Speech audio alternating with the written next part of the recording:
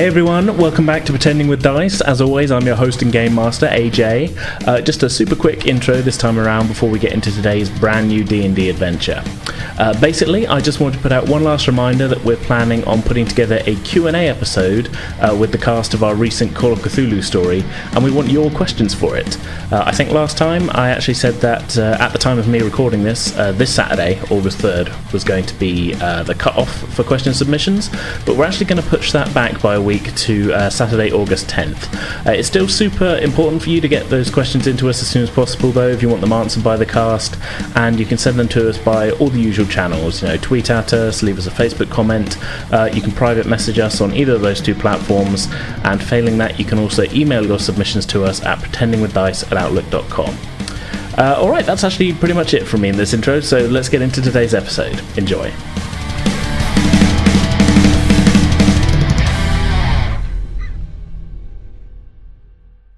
Okay, welcome along everyone to the first of what we hope will be a few shorter D&D sort of story arc adventures set in our homebrew world of Vallanna, with some voices you may have heard before and some voices that you may not have heard before. Why don't each of you introduce yourselves and the character that you're going to be playing for this short adventure for these next couple of episodes. Hi, I'm Amy. You might have heard me on this show, Pretending with Dice, and also on Penance. I'm playing Roxy Fendry, who is a tiefling bard. She loves her violin, loves to drink, and doesn't actually enjoy working that much, to be fair. But so she decided that a bard life is the best life because she can just get around with doing the bare minimum. Is this in any way, shape, or form semi-autobiographical? No, I work. I work for a living. You do. So yeah, that's Roxy. Okay, well, as you jumped in, Matt. Hello, my name's Matt. You will have heard me. I say will have, that's very presumptuous. You should have heard me before on Tabletop-RPG, and I'm currently rolling with World of Terror, and I am playing Obadiah. Obadiah is a very polite, if not occasionally loses it, Dragonborn barbarian. And yeah, I guess we'll find out more about him as we go. We certainly will. And finally, Lexa. Hi, I'm Lexa. You've heard me from the Dead Horse podcast and also Curse of Penance. Today I'm playing a human. She's a wizard called Marie Foucault. She's a teacher at a wizardy academy. That's it. Awesome. Okay, so without any further ado, let's begin.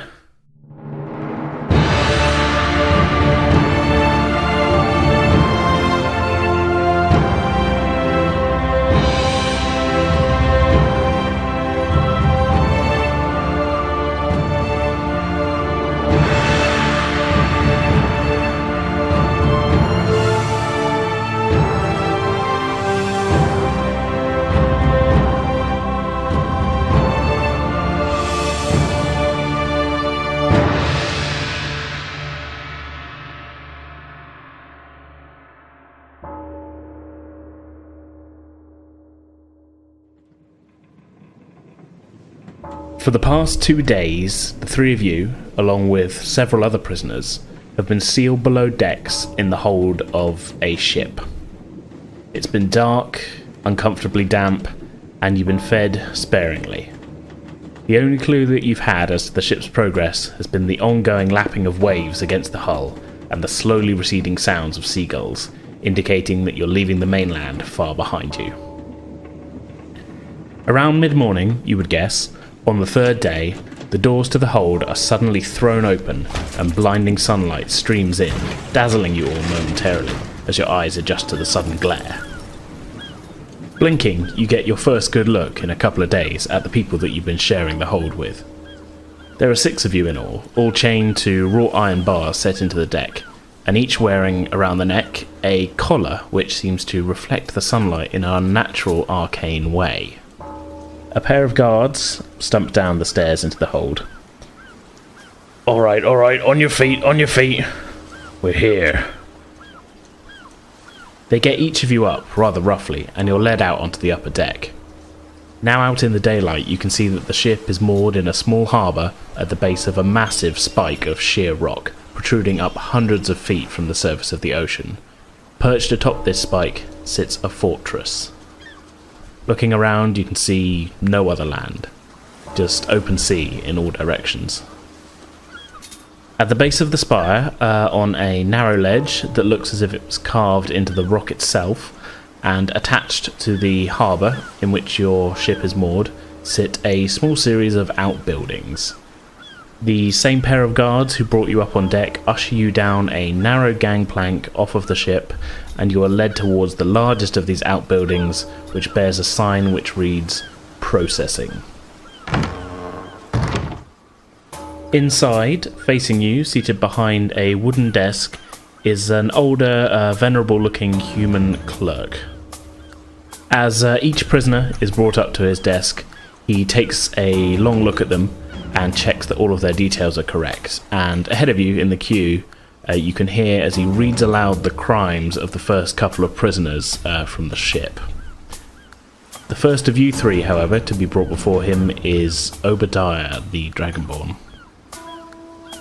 Obadiah, Dragonborn. Yes. Hello, lovely to make your acquaintance. I'm Obadiah. Charming facility you have here, I must say. Crime, arson, murder, 7 counts. To the left. Oh, yep. A guard pushes you onwards. Oh, no need for that. I'm not going to resist. It's okay. Go on, keep moving. Yeah, no, it's fine. I'm going. I'm old, you know. Marie, you're pushed forward. Foucault, Marie, human. That is me. Good. Crime, murder. I don't want to talk about that.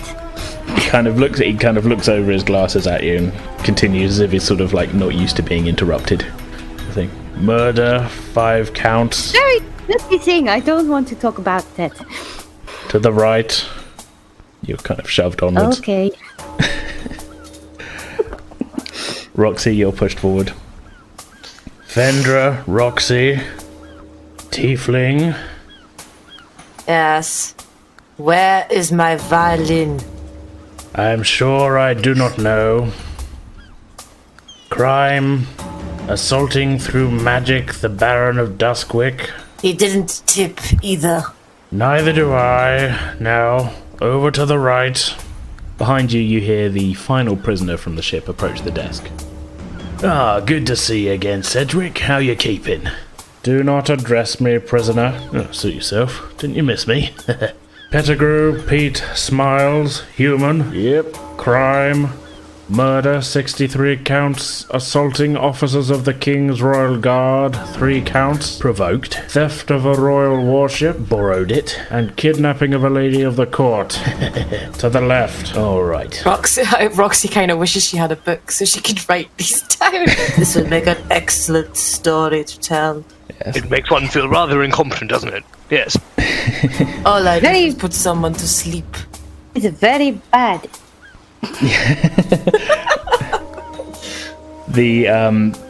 So the 3 of you plus this 4th person are kind of separated out into a kind of a pair of chambers where you are handed each a set of kind of scratchy, baggy prison robes, sort of told to put them on. I do say, my dear old thing, I don't suppose you happen to have anything a bit finer, do you? It's rather coarse on my scales. Put it on. You'll be wearing this for a long time. Best get used to it. Roxy's going to hold up the garment and judge it to see if it'll actually fit her. Okay. Will it actually fit her? That's a good question. Really tall. Let's make the first roll of the game. Okay. Ooh. Make a, let's say, investigation check. Ooh. 15. 15. It'll fit you. It's not exactly tailored. It's kind of a bit kind of baggy in all the wrong places, if you know what I mean. It's sort of. It's not going to be. It's going to at least cover her at least. It'll cover you. It just, it's not exactly high fashion. Let's put it that way.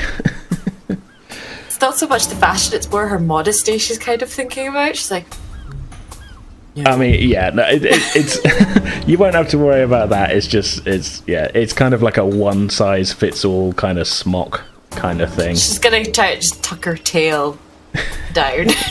Okay. No.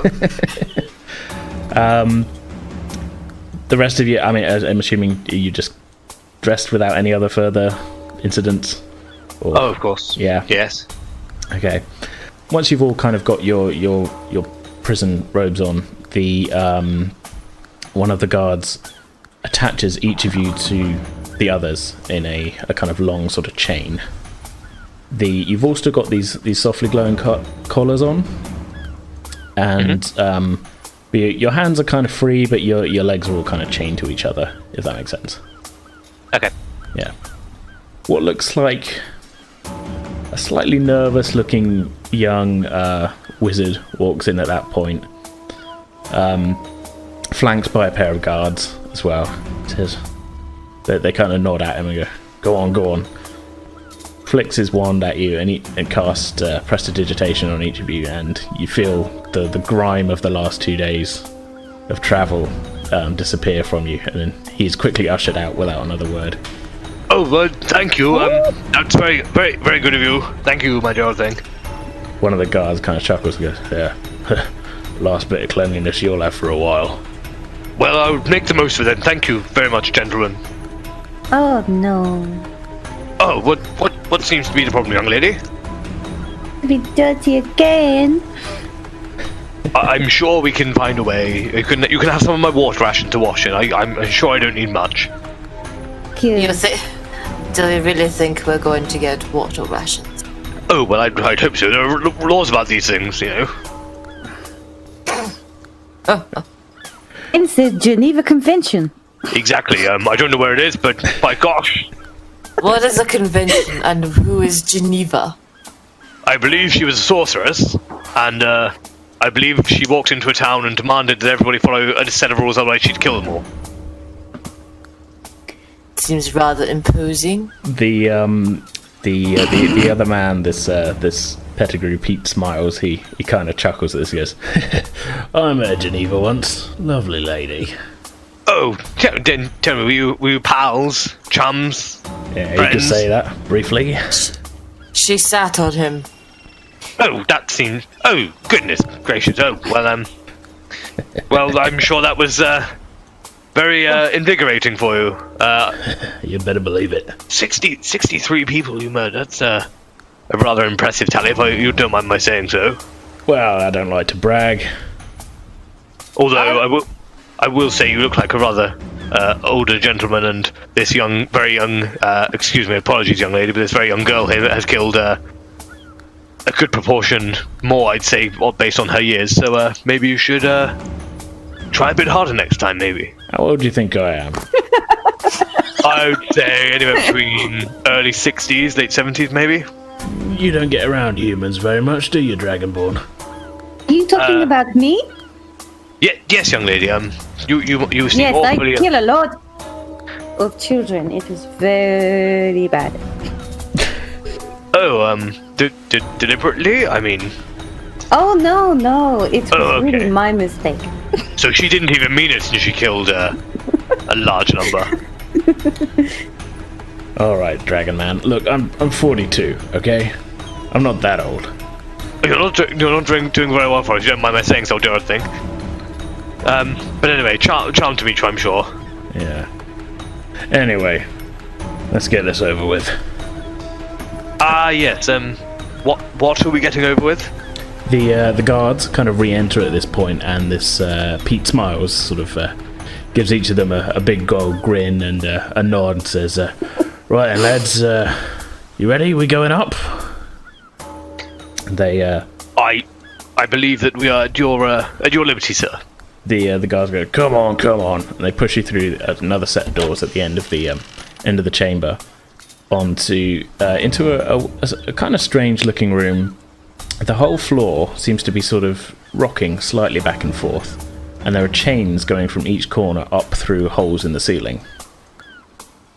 As you stand there for a couple of seconds, one of the guards pulls a lever on the side and on the side of the wall, and the ceiling starts to crack open in the middle. Finally, and you can see directly up the side of the cliff face to about, I want to say it's a good 100 meters or so above you, the sort of lower edge of the fortress, and there is kind of like an overhang, and as you look up, you can see a corresponding sort of section of that lower overhang starting to open as well. As the guard pulls a lever, the whole floor beneath you starts to kind of jump and judder and move upwards out through the ceiling and begin to travel up the cliff face itself on these chains. Oh god, that's impressive. Yeah, welcome to the Crag. Nobody gets out of here. So the platform sort of slowly starts lifting up out of the building, and you get another kind of good look at the surrounding ocean. It does look the weather sort of seems to have turned, even in the very quick sort of short amount of time that you were in the kind of processing room. It looks like a very, very thick fog is rolling in, and along with a set of very low clouds kind of blanketing the area in sort of a very, I don't know, impenetrable kind of soupy looking kind of mist. The wind seems to be dying off a little as well. Like the clouds and the mist are rolling in, but you don't really feel too much of a breeze. Actually, you know what? Somebody make me a perception check if you can. I'm very good at perception. I'm very perceptive. I'm wise because I'm old, but not very intelligent, I'm afraid. Good to know. So we've got an 11 from Roxy, a 19 from Marie, and there you go. That's a 10. Okay, so Roxy and Obadiah, you're kind of just sort of looking around, sort of a little bit more kind of engaged in sort of the state, you know, the kind of looking up the change, looking as you're kind of just rising out. Marie, though, you look out to sea and sort of into this fog, and all of a sudden you could swear you see like a short kind of spark of like spell sort of fire, if you know what I mean. Oh, A sort of a light blue kind of flash very quickly. Grandpa, look! Oh, what is it, young lady? Oh, It's in the sky. It is like blue flash. oh, I must say, it's beautiful, darling. Well done. Good spot. What do you think it is? Oh, it could be lightning, it could be a dragon's breath, it could be some kind of mystical beast flying to our rescue. It seems very illogical to jump from magic to dragon's breath. Well, I mean, would really like it if a beast dudes come and help us. do you know what? I'm sure if you stay strong, eventually we'll get you out of here, don't you worry. Your French is adorable. I would like to absolutely second that. And Marie just jingles around her chains like, "Ooh, ooh." So as you're continuing to watch this sort of now in kind of increasing, you can see kind of flashes here and there of, it looks like kind of sparking, but it's sort of it doesn't look like lightning, if you know what I mean. It's not kind of rolling out across the clouds, and you're not seeing any kind of strikes. It just looks like a kind of occasional sort of flash of sort of blue energy. Does appear to be getting a little bit closer, but at the same time this fog is still coming towards you at a much higher rate, and before you know it you're kind of completely enveloped in this sort of soupy sort of mist. I'm going to how like, what's visibility like? Is it like zero visibility fog, or is it kind of like just a bit misty? It's kind of, it's not zero visibility, but it's definitely kind of impeding. You can't now sort of see out to sea. You can still just about make out the kind of the bottom of the fortress above you, and just about the buildings below you. It's going to seem really creepy now. Actually, now I've asked that, but I'm going to just grab Marie on the shoulder and just like be like, "It's okay. But now I realise asking what visibility is like before touching a child as an old man is creepy. A little bit. not like that, like in a reassuring sense. Yeah, we just want to make it clear that you're not saying, like, is anyone going to see me grabbing this young lady? Absolutely not. I'm not a child. Yeah, you look like a child to me. I'll just say I'm like 20. You're still a child to me. I'm like 400. I'm old. Yeah.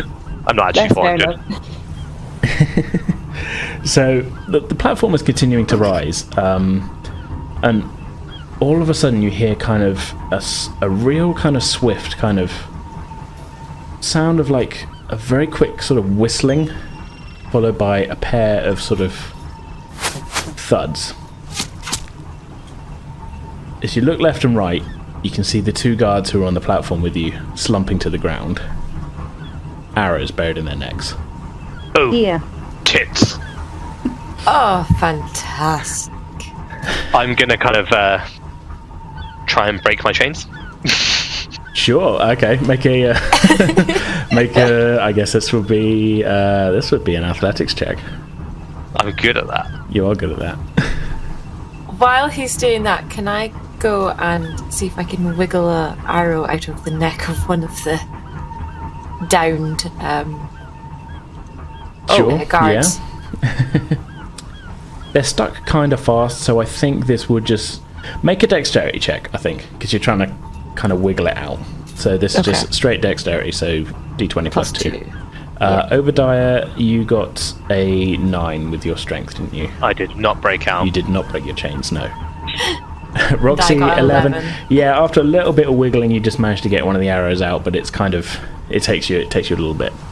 Roxy, I wish you'd stop wiggling. I'm trying to undo my chains here. You're not having a very successful attempt. Let me try something a little more delicate. Oh, okay. And I get the arrow out and I must warn you, I'm a married man.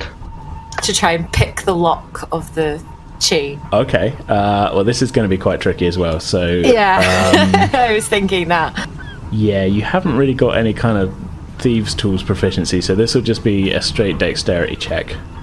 Okay. Because I'd imagine it's just that whole idea. Is like You got something What pointy to to try and yeah. I've got something pointy and I can stick it in something to try and get myself out of this. No, I can't. 3. Because I No, can't roll. you break the arrowhead off in the lock, unfortunately. It's just good. Oh no, that is so bad. How about we each run away from different directions and maybe the chain will break or we will fall over. You're currently all on like basically like a 20-foot Platform. square platform with no sides. Kind of you're about 70 meters up in the air at the moment. Are So we still going up as well? You're slowly going up, but very slowly. Now, I would really suggest that perhaps if these things that whatever did that hasn't hurt us yet, we shouldn't piss them off as they haven't hurt us yet. And they feel like they had ample opportunity to. So maybe they're nice. Tell that to the gods. Well, I mean, they didn't seem very pleasant. You saying they might be nice, Pete smiles again, kind of chuckles and goes, I wouldn't call them nice. Friends. What are they then? Pete, tell us. You just be ready. You just be ready when I say. What do you want us to do when you're ready? Can I get Jump? He gives you a wink. Can I get another perception check out of all of you? That is a 9. 19 again. And natural 20 from Roxy. So Obadiah can't see much, but Roxy, you're the first to spot, and Marie, you quickly spot afterwards, sort of swinging out of the clouds from above. The last place you'd expect to see it is a large galleon, like a full 3-masted ship. It seems to have a kind of a steel sort of frame constructed around it, and on the deck you can see a large sparking blue crystal set into the frame. I take it that the galleon that you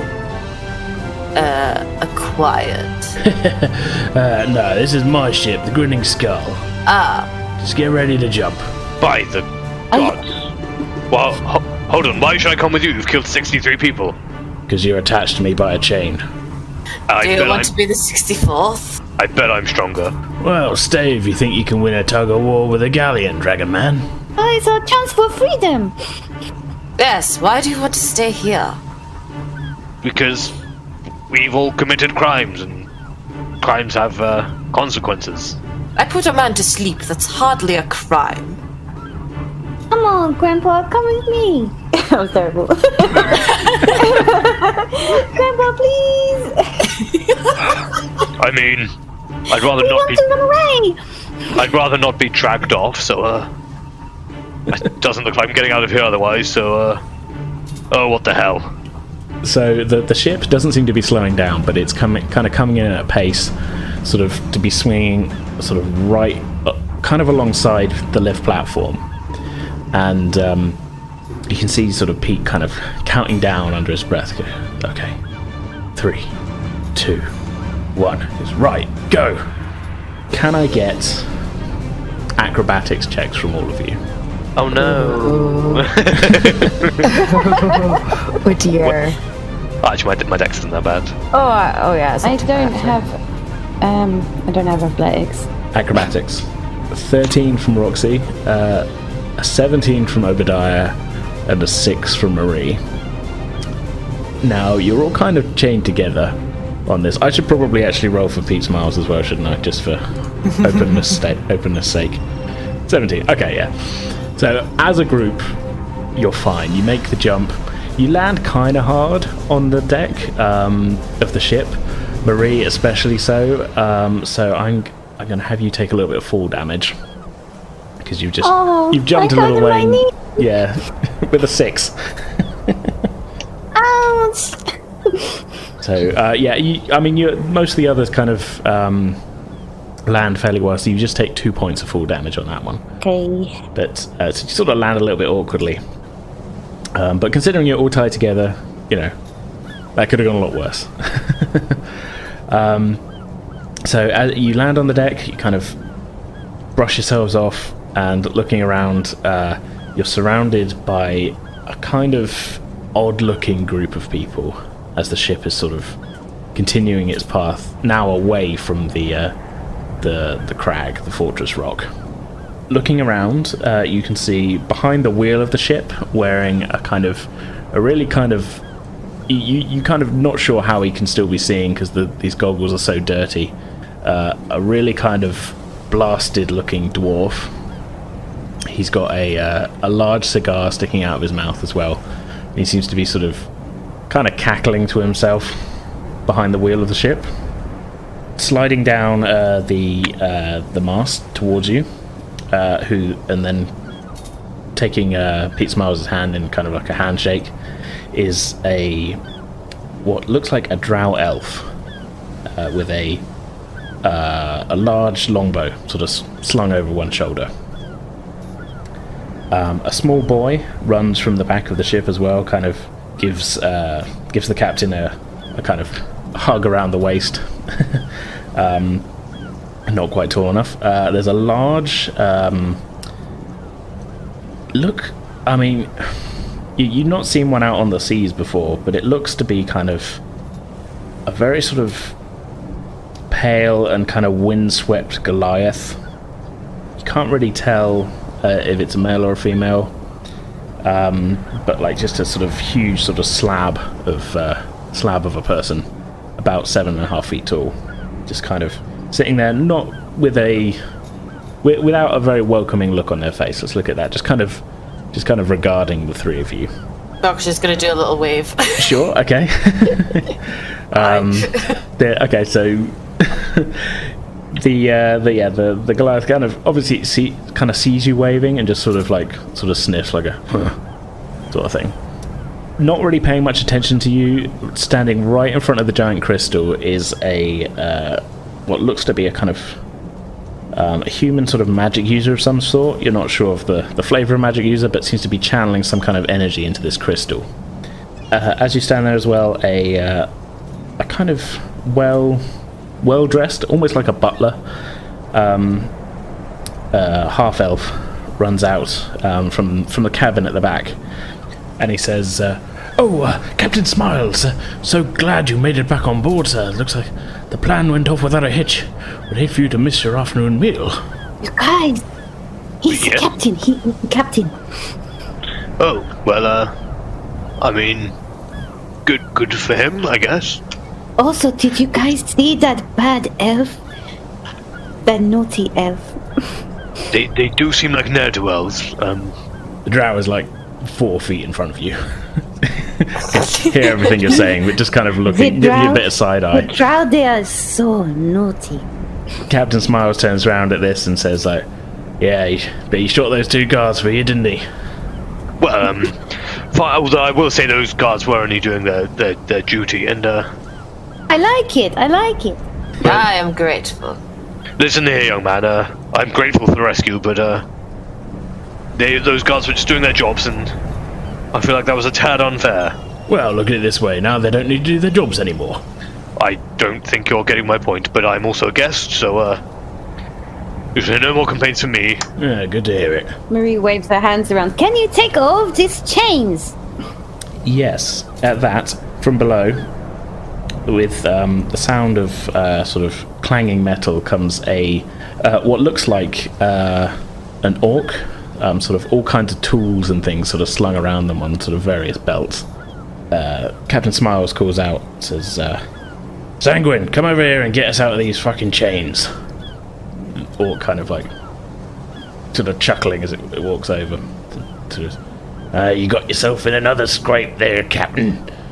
Pulls a hammer from the belt and just starts going to town on the chains. Yes, he's very bad. He killed lots of people. Yes, and he stole a ship as well. I don't know if you know that, but I hate to out him to his friends, but this man is a ne'er-do-well, and I'm very grateful for his help, but I just feel like you should know who you're associating with. Who do you think helped him steal the ship?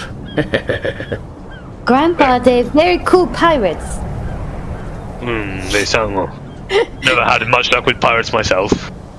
Roxy's just confused by the fact that you're telling them all of this. It's like, isn't it obvious that they helped him? Well, I mean, helping him now. Isn't it obvious, old man? I'd like to give people the benefit of the doubt, you know. They are obviously pirates. They are obviously following this man. And I am rather confused why you don't understand that. And she's just gonna laugh deeply and then just hold out the chain. So yeah, the orc's kind of laughing along with you, like, you get it. Gives it a couple of taps. You know, they look like taps, but there's obviously some muscle behind it, and the chain sort of comes loose. You've still sort of got the kind of cuff around your ankle, but the actual chain itself has snapped. I was gonna ask him a question. Sure, go for it. If I may. Do you know if you'll be able to retrieve our thing that they took? Particularly interested in my violin. Do you know how we can retrieve them at all? Well, depends whether they took them to the Crag with you, or whether they're sat in a nice shiny warehouse easily robbable on the mainland. Unfortunately, none of us know. Well, either way, we haven't really got time for a detour right now. The other thing they do is, the orc does is sort of a little bit more gently removes the collars from each of you. And Marie and I suppose Roxy as well. When the collars come off, you can feel some magical strength returning to you. The orc collects the collars and throws them overboard. Oh, well, I am very grateful to you, sir. That's very good of you, my dear thing. I apologise for my previous remark. It's all very... Well, I've not really had a brush with the law in my long years, so it's all very new to me. Are you scared, Grandpa? Oh, no, of course not. I mean, I'm the patriarch of my family, and it's my responsibility to look after them, so I'm just anxious to return, okay. The captain at this says, right, Well, I don't know about you, but I want to get out of these prison robes. Got some stuff down below if you want to change out of this scratchy stuff. I'll be in my cabin. He kind of stomps off, and a couple of the crew kind of go with him. You can hear them sort of muttering under, they're sort of having a quiet conversation, obviously not meant for your ears at this point. You're shown below by the cabin boy, the young boy, to a sort of, looks like a kind of, I don't know, sort of like a living area. There's a few hammocks sort of strung up, and there's a whole load of kind of crates, all of which seem to be sort of filled with various kind of different types of clothing, and there's a few kind of just sort of odd little random bits and pieces there. If digging through them, Roxy, you're actually able to find a violin, not quite as nice as your one. It'll do. And there's kind of there's a bunch of stuff. You're able to kind of outfit yourselves, and maybe not as well as you were prior to your arrest, but each of you sort of... Oh, I don't like this. Oh, now, I'm sure we can find something more suitable for you. I need my hat. Your hat? I'm sure we can craft one for you. Yeah, hold on, I have an idea. Are we like being accompanied by anyone or anything, or are we kind of just like the cabin boy's still kind of hanging around? You there, boy? Can you? Cabin boy, what is your name? Jimby, miss. Jimby. Now, would you be a good lad and run along and fetch me a sheet of parchment? I'd be most grateful. Parchment? Oh, okay. I think that there's some in Mr. Eleven's keeps a lot of that, and he sort of kind of scuttles away. Do you think he's like our servant? I think he just seems to be a nice lad who's along for the journey. Yes. Okay. He seems to be the master's lackey. Well, I didn't want to say, but yes. Why lie? It's obvious.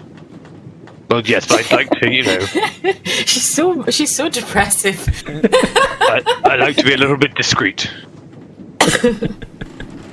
He's gone a minute or two, and he comes back and got this big kind of sheet of parchment. He says, "I don't know what you need it for, but we've got a couple of rolls of it we took from. I probably shouldn't tell you where we took it from."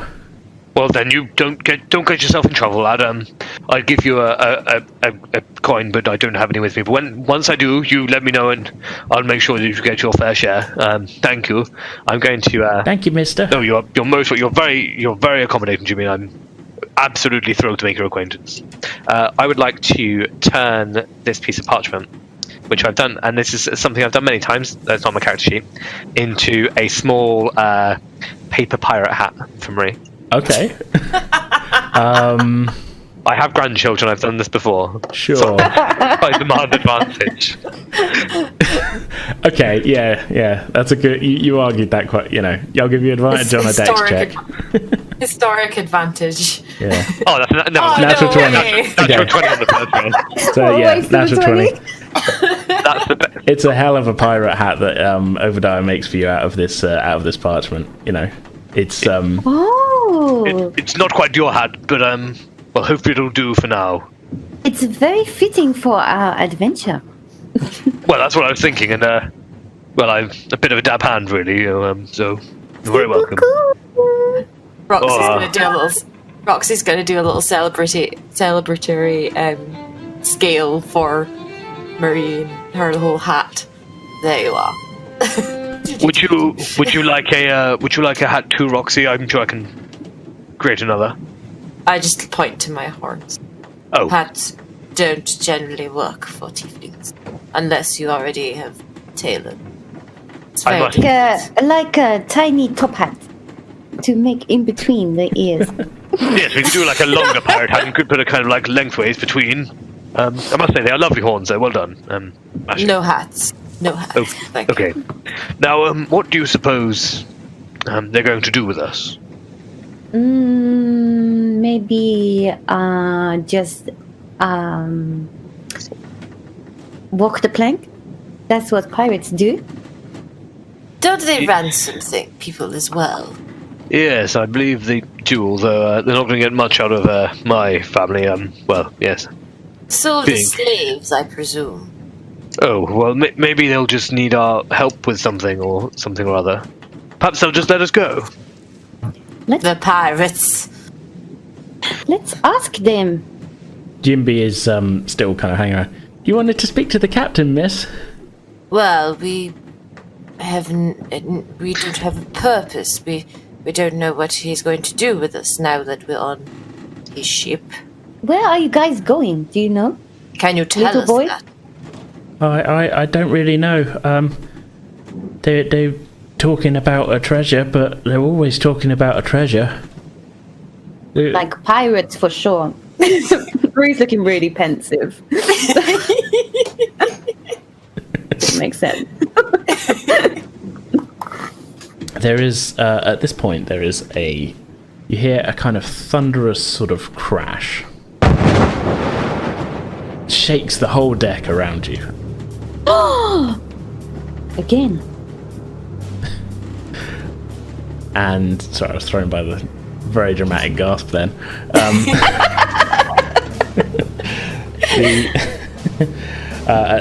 The captain sticks his head into the room as you're standing there sort of wondering what's going on. Says, well, looks like the law's caught up with us. Knew it wouldn't be too long. Unless you want to get stabbed to death by a bunch of angry prison guards, I suggest you grab yourself a weapon and pitch in. Oh, absolutely. Where might one find the weapons? He kicks open like a crate that's right next to the door, and there's a kind of just general sort of assortment of stuff in there. Some of them kind of rusty, none of them look particularly sort of, there's no kind of weapons of legend in there, if you know what I mean. There's a bunch of kind of usable kind of second-hand weapons which may or may not have come from stuff, previous pirate encounters. Basic gear. What an awful day to leave my +3 Vorpal sword at home. Yeah, you should have thought about that before you murdered all those people, shouldn't you? And he walks off. Oh, well, never mind. Truth be told, I didn't actually murder any of them, but I'm sure we can discuss another day. I mean, the captain's long gone at this point. Oh, well, fine, we'll talk about it another time then. Who are you talking to, old man? Oh, just myself mostly. Anyway, I'll grab this big old warhammer. Is that... I believe that's supposed to be a shield. I can't quite tell. Boy, is it supposed to be a shield? Looks like one. Well, I suppose it'll do. I will pick up the sword and a dagger. Okay. Marie, there isn't, from the looks of things, any kind of wand or anything like that.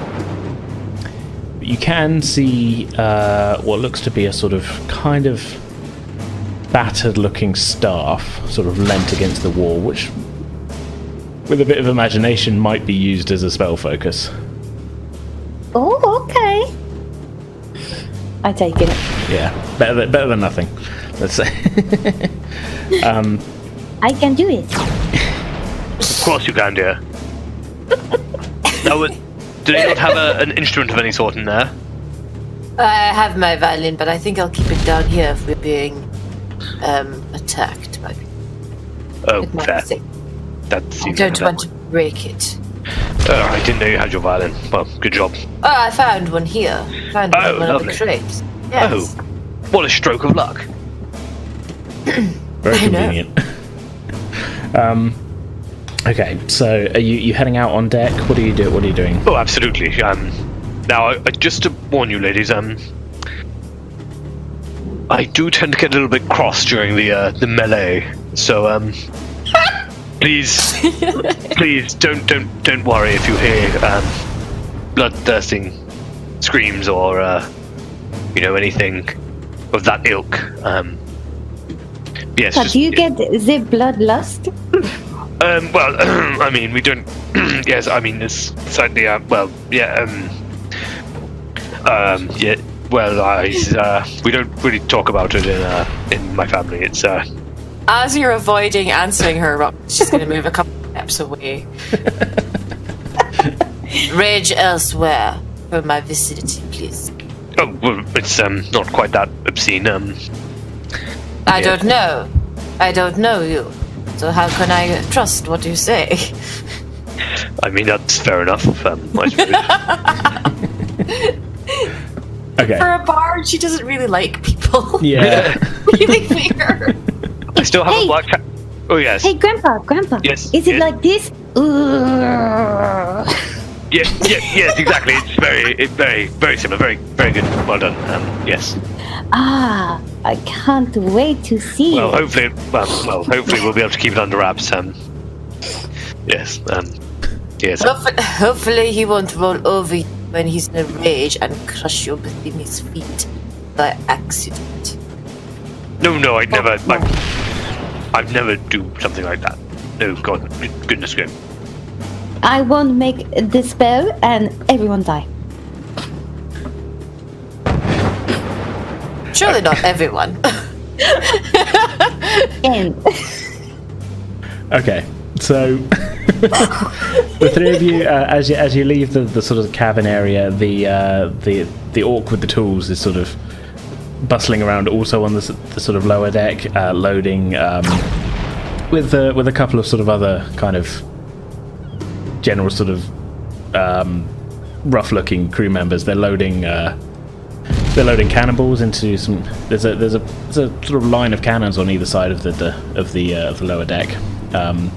You can just sort of see out of the kind of porthole as you pass that you are still flying, but they seem to be preparing for some kind of assault as it is.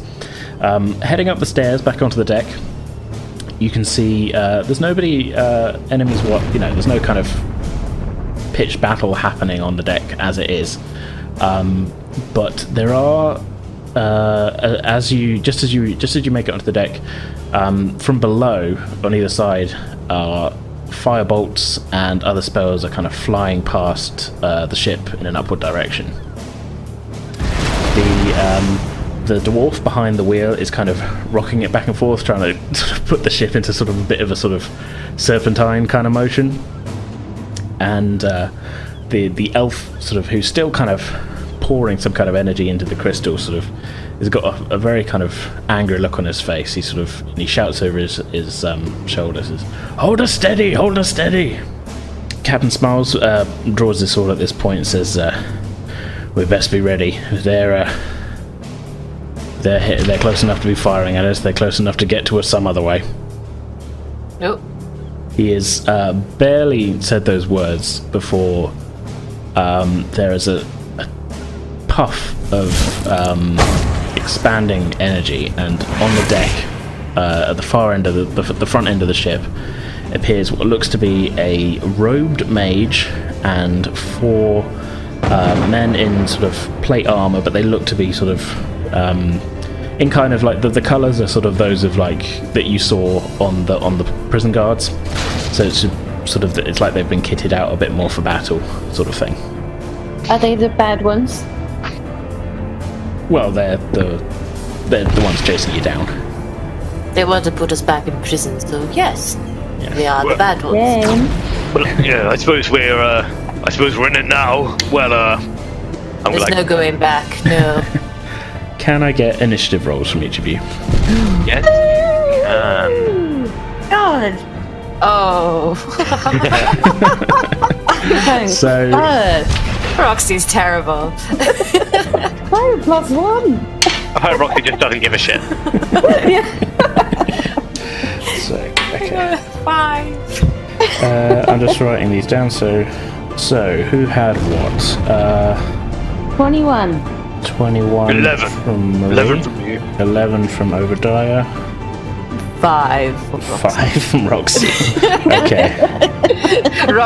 Roxy's just hoping that more the people in front of her will throw themselves and she can just stab aimlessly and not get involved. Okay, I'm going to roll up for the crew as well. Most people on the crew are actually kind of they're kind of manning their stations. A couple of sort of non-specific crew members also draw their swords and kind of look like they're about to get involved. But most of the people on the top of the deck are kind of either it's the dwarf behind the wheel or the wizard. The captain's obviously there. There's no sign. The cabin boy is kind of hiding down below, you would guess, not getting involved in this fight. Looking up above, you can see the drow elf is also up there, and I rolled a natural 20 for him, full disclosure. So he's going first. And also the large Goliath is also on the deck, and I rolled an 18. I'm going to apologise in advance for it being, other than Marie, going to be several turns of me just rolling against myself. That's alright. That's fine. That's the way the dice handle sometimes. Several turns later. Everyone's dead. Very apt. Obadiah's ready. Okay, so the drow is going first. He's going to fire his longbow at one of the guards. I rolled a 16. Oh, good show, chap. Which is a hit. So it strikes the guard's armor and sort of sticks in the shoulder, but he is still up, doing only 5 points of damage. Marie, what would you like to do? I would like to do acid splash. Acid splash. Who are you firing that at? 2 of them, please. They need to make a dex saving throw. So dex saving throws. So 2 of the guards, was it? Yes, please. I got a 6 and an 18, so I'm assuming that's a pass and a fail. I've got Assume mixing that up. 13. Me. So the target must succeed or take 1d6 acid damage. So can you roll me 1d6? 2. Okay. Take it, Dad! Okay, so next Captain Smiles jumps forward, and he is going to also slice at one of the guards. The guards are kind of in front of the mage, so he is going to swing his sword. That is a 17 to hit, so yeah, that's also a hit, doing 5 points of damage. The Goliath runs forward, swinging what looks to be a large kind of great axe weapon, swinging at the guards. The remaining one that hasn't taken any damage so far. And I rolled a natural 2, so that is a miss. Alrighty. Ha! You call that swinging with a two-handed weapon? Well, speaking of, Obadiah, it is your go. I'm going to. Do I have room to charge up to that? To the one the Goliath missed? Yes, you can get to that. Yeah. So there are 4 ahead of me. Are they kind of? How are they arrayed? They're kind of in like a semicircle. Okay. They were just teleported on there, and you've all just kind of reacted to them, if you know what I mean. Okay. I'm going to go and. Well, first things first, I'm going to go, hey, Marie, you remember what we were saying before? Yeah, yes? Let's get some! Bang my thing on the floor. I'm going to go into a range, and then I'm going to charge at this motherfucker. I just have this image of Marie just like jumping in the air like a little cheerleader. Yay, Grandpa! Yay! Already much. Okay, let's go for a swing. Okay. Right, so that's a 20, so I'm going to... That's definitely a hit. So I'm going to run up and smash him with my Warhammer, two-handed, Do it. and roll some damage. Also, just as a note, when I transformed, when I raged, I grew some like a little kind of almost like whiskery beardy bit, and grew some fangs. So they're more angry. Did you see this? Why does he look like a cat? More bear-like. Okay, all right, nice. I like it. It's well, so I've taken. So I'm a totem barbarian. So Right. I take Okay. on the aspects of the bear, which means I also have resistance to all damage apart from psychic. So it's D10 plus 6. Yep. That is 11 points of damage as I clatter him with a. No, take this! Yeah, okay, so you run up and you just hit this guy into the deck, basically. And he just crumples to like a bloody mess on the floor. Which I will admit isn't very polite of you, but it gets the job done. So, yeah. That's how you do it. That is how you do it. You fall apart. None of this running around, young man, messing with your great axe, honestly. Call yourself a Goliath.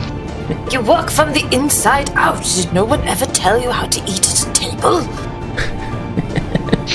So look, I feel even now there's going to be a lot of quipping going along in this group.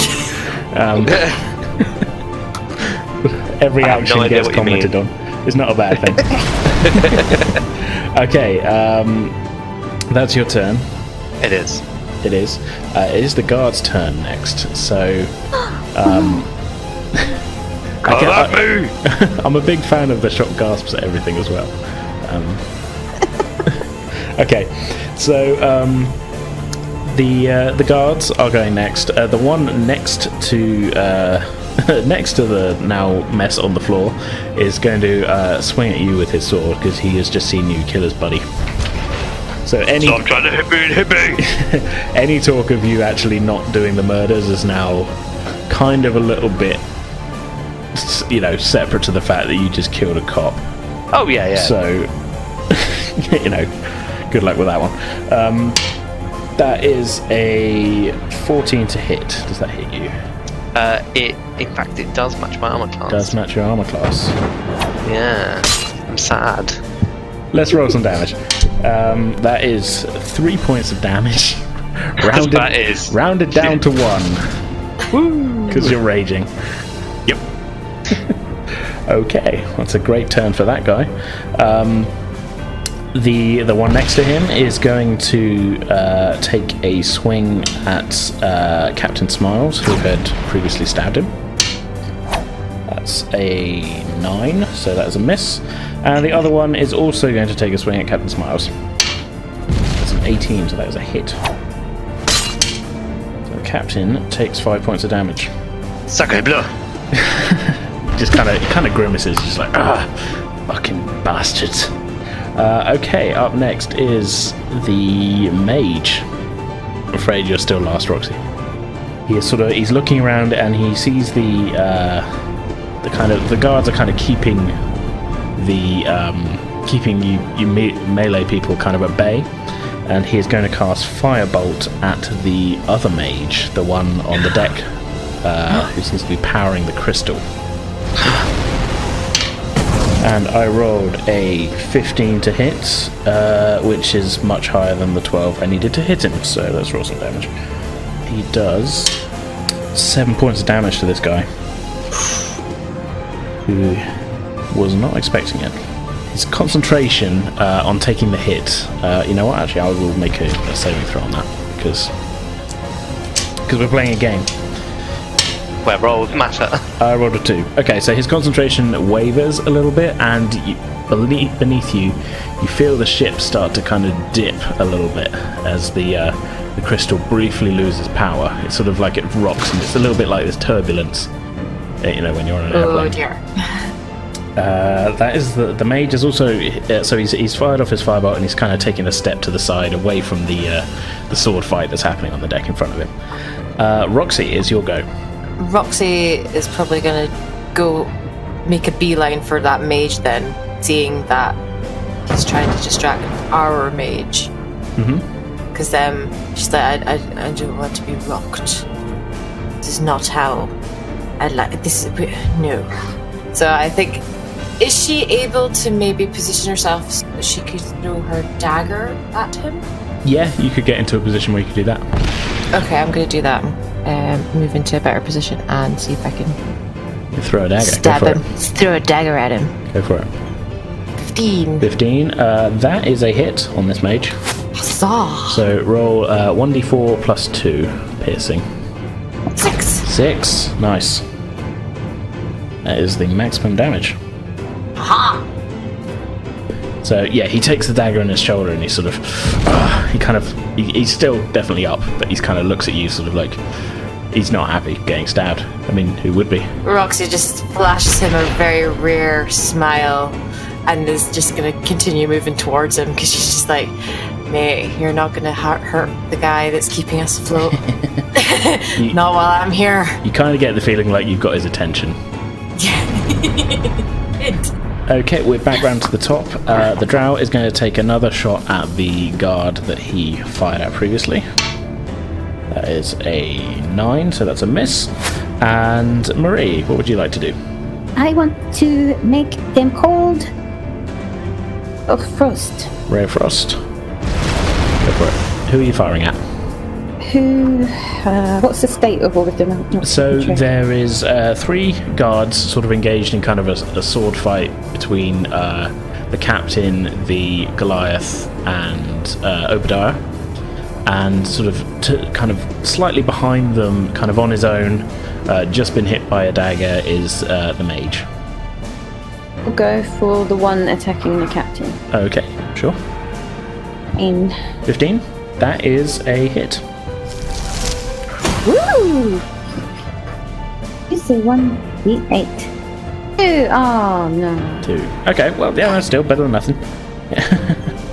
So yeah, he's just about bringing his arm back to swing back at the captain, and your ray of frost kind of catches him in the arm, and it kind of just sort of almost kind of freezes over.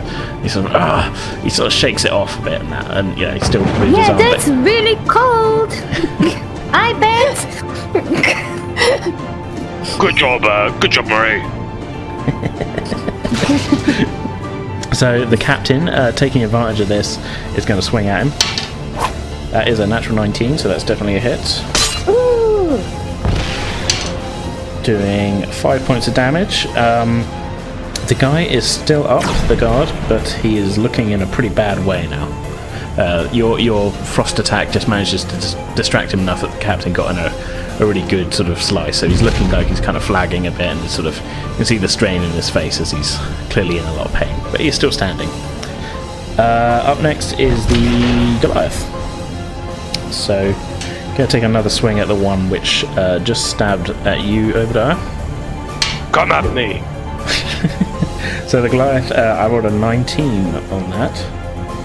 Yeah, I regret not bringing a great axe myself, although I like to have a shield every now and then. That's 8 points of damage, so that other guard goes down under the great axe. So now you are just left with the 2 guards in front of you, and it is your go, Obadiah. Ha! Was much better. That was a big change. So would you say that the mage and the 2 guards are within a 15-foot cone of each other? The guards definitely are. The mage is probably borderline, because he took a few steps back. I did say towards kind of sort of away from the fight. So if I were to fire a 15-foot cone, we're saying I'd hit the 2 guards and not the mage. Yeah. Okay. Let me think. I'll just hit someone with my hammer. Do you know what? I'm just gonna go and hit the mage with my hammer. Okay, fair enough. Don't you hurt my friends! You know, actually, but I'm going to take the guards who you were kind of fighting them in a group. To get to them, to get to the mage, you've got to go past them. So I'm going to make an opportunity attack on you. That's fine. That is 7. So no, you're fine. So yeah, cool. you can get to the mage. That is a 22 to hit. That is definitely a hit. Roll your damage. Wow, Grandpa is really strong. That's 11 damage again. 11 damage again. Yeah, so the mage sort of takes the hit, and it looks like you've severely damaged one of his arms, but he is still there. Bastard! Why didn't I take frenzy? Ugh. So I'm just going to quickly do the guards' turns. So they're very much engaged with the captain and the Goliath at the moment. So I'll do the one facing the captain first. That is a 16, so that's definitely a hit. Captain takes another 3 points of damage. And the one facing the Goliath, that is an 18, so that is again another hit. So taking 4 points of damage. So there's some blows being exchanged here, but actually the 3 of you are kind of keeping yourselves to yourselves a little bit. So now it is the mage's go. As much as he was distracted by Roxy, he's very much distracted from his purpose by the looming dragonborn in front of him. He's going to cast Suggestion on you. Come at me. So yeah, he looks you kind of deep in the eyes and says, "Walk away." Make a wisdom saving throw for me. That is a 2. So yeah, you feel the suggestion take hold, and you have this unavoidable urge to just turn around and walk away from this mage. No, he's not worth your trouble. Yeah. I'll be back for you one day, maybe. So that is the mage's turn. It is Roxy's go. Ooh. She's kind of confused, but why Obadiah's just looking at him going, "What are you doing? Why are you walking? What? He's not worth my trouble. He's not dead yet." Yeah, but he's not worth my trouble. Hey, Grandpa. Yes? Roxy's just gonna go over and try and stab him then. She's like, "He's my problem then." You do what you want, I don't care. He's no concern of mine. They're all trying to kill us, and you not killing them first. Bizarre. Well, I mean, bigger fish to fry. Just gonna make her way over. I like this conversation's going on while this is happening. You little man are mine. And I'm just gonna go and try and stab him and be done with it. Sure, make a. This would be a longsword, is it? Yeah, it's a +2. Yep. Yeah, 2. 8. 8. That was a miss, I'm afraid. Yeah. Oh no! He's not worth our trouble. Confused by Obadiah's actions, your swing goes a little bit wide, and the mage kind of just dodges to the side. A little bit of a smile on their face. There's something about him. There's something weird, It seems I've removed his wig instead of his head. You know what I think? Snatched. I think he's not worth my trouble. Then make someone else worth your trouble. I will. I'm just gonna walk away from him. I don't know why, but it seems very reasonable to do so. He's got a point. So we are again back around to the top, and the drow is again going to keep shooting at the same guy because that is a 14. So that's no, it's not a hit. Sorry, I was looking at the wrong number. So the drow misses yet again. Marie, what would you like to do? Learn to shoot better. I'm gonna try all 3 darts on one guy. So magic missile, which guy are you firing them at? I'm gonna go for the mage. Okay, yeah, no, they all just hit. Magic missile's great. Oh, I will finally get you. And I cast it. Okay, so the 3 darts kind of coalesce around the end of the staff that you picked up, sort of spinning wildly, fire out towards the mage, and they all kind of split, kind of like a red arrow sort of formation for kind of firing back in towards the mage. And you're fairly confident that this is, a good way to damage him. At the last second, though, he makes a circular motion with his hand, and a shimmering shield appears in front of him, and the darts dissipate into it. Oh no! He is so powerful. I don't know. I don't think he's worth the trouble, frankly. Roxy's just wondering why he's glowing all of a sudden. What is this? The shield is only brief. It kind of appears, the darts sort of dissipate. It's very situational. Yeah. It's just a boost to AC, or it's +5 to AC, or just ignore a magic missile. Yeah, that's exactly how it's written. +5 AC, or you take no damage from magic missile. Well, I think it's a level 1 spell, isn't it? So it's a level 1 spell, yeah. You'll eventually lose that fight. Yeah. But I'm just, so... Oh, yeah. That was his reaction. He has no more reactions this turn, so... Yeah. The captain swings his sword back at the guy. That is a natural 1. Uh-oh. What I'll say. So he swings his sword and misses the guard, and his sword embeds itself in the deck briefly. He's sort of stuck there trying to pull it out. Oh, bugger. The Goliath is also going to swing. That is a 5, so this Goliath is kind of shit. We are now at Obadiah. Let me show you how it's done, Captain. Yeah, so you walk away from the mage. Yep, I'm just gonna walk away and smack a guard instead. Okay. Is that within realms of acceptable? I think so, yeah. Let me just double check that the suggestion text. But It depends on your interpretation of what walking away is to the best of my ability. As long as I'm walking away from him. No, that reads. Yeah, I think. Yeah, no, you walked away from him back to the other people. Basically, I think that's acceptable. I'm basically treating it as I'm going to ignore him. Yeah. He's not worth the time. I'm going to go to one of the captains going to Captain, thanks for the assist. I got this one. Alright, just hang on, give me a second here. 19, that's a hit. It's 14 points of damage. Yeah, so yet again, you just kind of flatten this guard into the ground. It's a real mess. It's like, yeah, it's a proper brawl. Yeah, this is like cartoonish levels of gore. You're just crushing these people, basically. Yeah, there's going to be some major problems after this. Major cleanup. I'm thinking more of Obadiah's head. Okay, so the last remaining guard is going to take a swing at the captain, who is still trying to free his sword.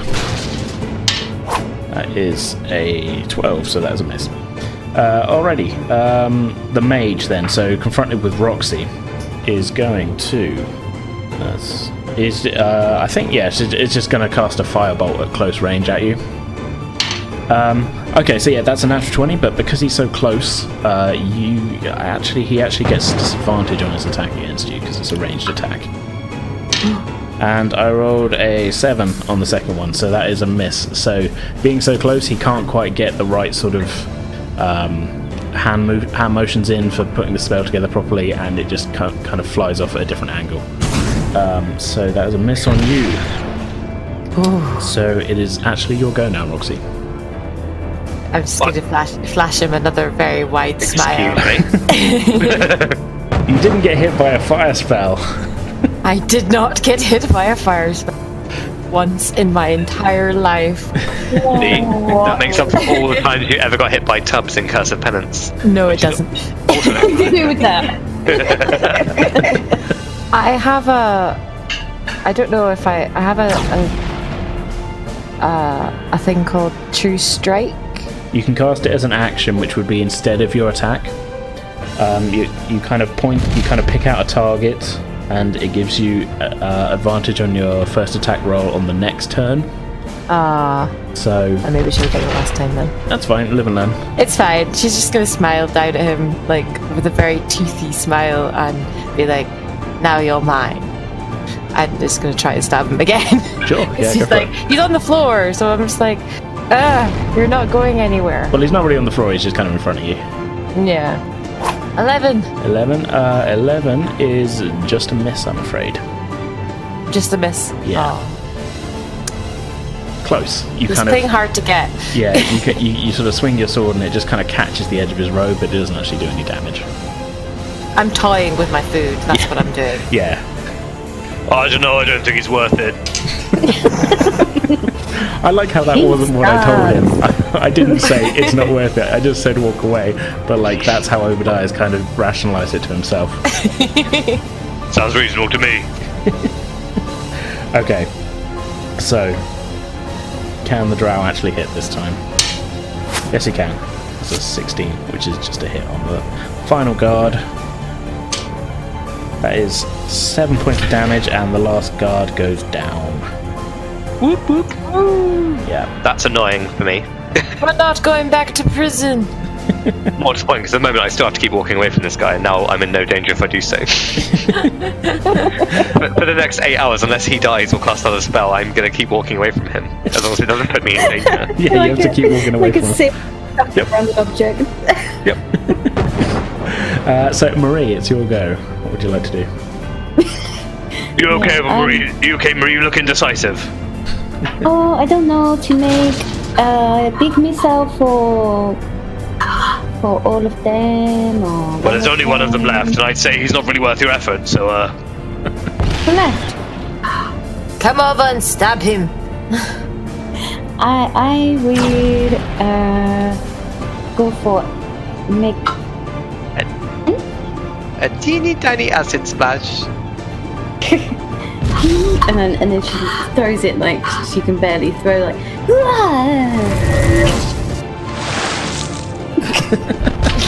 It's like a.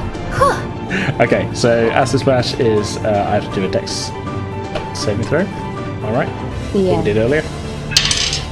That is a 11. So yeah, Is that a hit? that is a hit.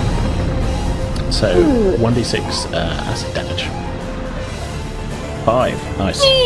Woo! Okay, so the acid splashes onto him, onto his robes, and he's. I'm going to roll a concentration check, actually. Oh See, no, he was plotting something. yeah, Well, it's no, probably just to making see you if the walk away. suggestion holds, because you've damaged him. That was a natural 20, so suggestion still holds. He's definitely not worth our effort. Come back, Grandpa! Nope. I've done my killing. I'm going to. Worst thing is, this is an excellent strategy, because if I walk away next turn and don't do anything, I'll fall out of a rage. That's true.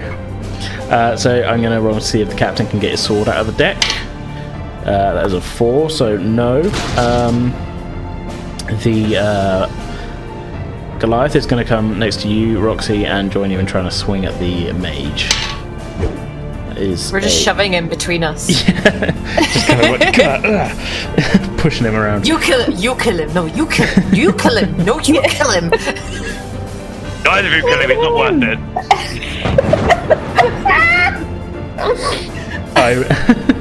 I rolled a 14 to hit, so that is a hit on the mage. And I did. Well, that's a ridiculous amount of damage. I did 15 points of damage with that great axe swing, and the mage sort of. It doesn't like cut him in two or anything, but it kind of knocks him to the side, and he stumbles and falls over the edge of the ship. Roxy's just gonna wave. Hi. Sort of plummeting towards the ground. Are you Yeah, watching him as just he goes? Yes. Okay. I'm just gonna wave that I will be the last piece. Okay, so just before he's at the point where he's about to hit the water, he disappears in the same puff of teleportation energy that brought them to the ship. Now that you've kind of got a little bit of room to breathe, you can looking behind you, you can see that you're just sort of leaving behind there is a pair of ships, both of them smaller than the one you're on. One of them you think might be the one that brought you to the prison earlier on in the day. But yeah, we are now out of initiative, and you have successfully defended the ship. Obadiah is going to, as he falls out of his rage, look down at his blood-stained scales and brain-smattered maul, Warhammer, and like, oh, good God, what have I done? Yeah, there's a lot. You're really killing a lot of people. Marie, don't tell me. Oh God. You did a fine job up until. He's going to go and throw up over the side of the ship. It kind of drops away. You're still a couple of 100 meters up in the air. Oh no! Oh, Jimboy, Jimboy, are you there? Jimby, sir. Jimby, just fetch me some water, please, to clean this filth off of me. Oh God, I'm so sorry. He runs up with the bucket. I'm just like scrubbing my scales as best I can. I'm so sorry you all had to see that. I'm so sorry. It's okay. I'm just gonna go get the violin and then come back and just like sit and play a little tune. We were victorious. Make a performance Wonderful. check for me. Just for the hell of it. At what cost will we be victorious? I mean, I've just killed I don't even know how many people. You've got a +7 in performance, so... Oh my god, yeah, I've got plenty of... It's pretty 20. good. 20, not natural 20, but it's, that's... So yeah, even with all the remains of the prison guards on the deck, you managed to strike up a jaunty tune. I just have this image of her wandering around and then taking her boot and just rolling them off as she's playing a tune. Just kind of rolling these corpses off and of then, the... Yeah, and every time they hit the water, it's like a beat. So she's just like... The Goliath at this cracks kind of like a little bit of a rare sort of grin. Not like a full smile, but just sort of like tugging at the corners of the mouth kind of thing.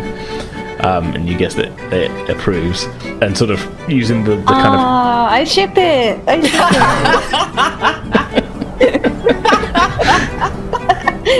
Roxy and the Goliath. It's beautiful! Tale as old as time. Slaps whoever with their tail. Slaps them with their tail. So, yeah, the Goliath kind of joins in at sort of pushing the corpses off the deck. The captain sort of smiling kind of puts his... he seems like a very sort of smiley guy, and it's in his name really, Captain Smiles. And he puts his sword away. He says, well, look at you now. Real pirates. I would rather we didn't go there. I just want to get home to my family. Well, fat chance of that. We've got a destination ahead of us, and we were just going to drop you off on the nearest rock, but you're pretty handy in a fight. Oh yes, look, we are the heroes! You want us to join your cool pirate ship? A pirate's hero? No, we're no such things. We're damn criminals. Again, I put someone to sleep and I ended up in prison. I don't understand. We just killed, like, law folk. They attacked us. I don't see how that is lawful. Because we killed their workers and... God. Technically, we didn't do anything. Grandpa, Yes? you seem like a really nice guy, but how did you end up murdering people and going to prison? You seem like a really nice guy. Well, truth be told, I didn't. My grandson, he's suffers from the same family curse I do, and he got into a bit of a scuffle and things got a bit heated and his fire breath ended up going off and he burned down a tavern and a bunch of people died in the fire, but he's got his whole life ahead of him, so I said it was me. He didn't mean, he's a good boy really, and I'm on the way out as it is anyway, so it makes no sense for him to pay for his whole life for a short moment of loss of control. Roxy's just gonna stare at him and go, "What is wrong with you? Marie He committed a crime. It was an accident, not a crime. He still murdered a lot of innocent people. It wasn't his fault. He was forced into it by a gang of hoodlums who riled him up and they knew he suffered from the curse and they wanted to well, it's a long story. We'll go into it another day maybe. What, Grandpa? This is a really sad story! Oh, really nice, Grandpa! Well, thank you, but I just killed a bunch of men, so I don't know about that anymore. Enough with the weeping. Let us celebrate that we actually survived. Come on, join the jaunty. Okay. So, Roxy continues her music, and the Goliath's kind of stumped off, but the crew are kind of very... they're enjoying the tune. You got the feeling that maybe nobody among them's much of a musician. But yes, the ship continues its voyage through the sky, leaving pursuit far behind it. The three of you welcomed aboard as new crew members, at least for this current venture.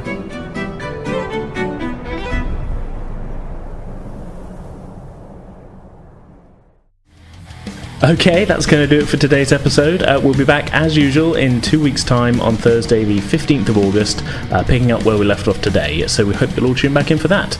Remember also to submit your questions and comments for our special Call of Cthulhu Q&A episode by Saturday the 10th of August. In the meantime, you can get in contact with us on Twitter and Facebook, both of which we are at Pretend With Dice, and you can also email us at pretendingwithdice@outlook.com. If you're an iTunes or Apple Podcast user, it'd be really great if you could leave us a rating and review, as it all helps us to find new listeners, and we'd love to hear what you all think of the podcast. So for now, that's our show. I hope you all enjoyed it. We'll see you next time.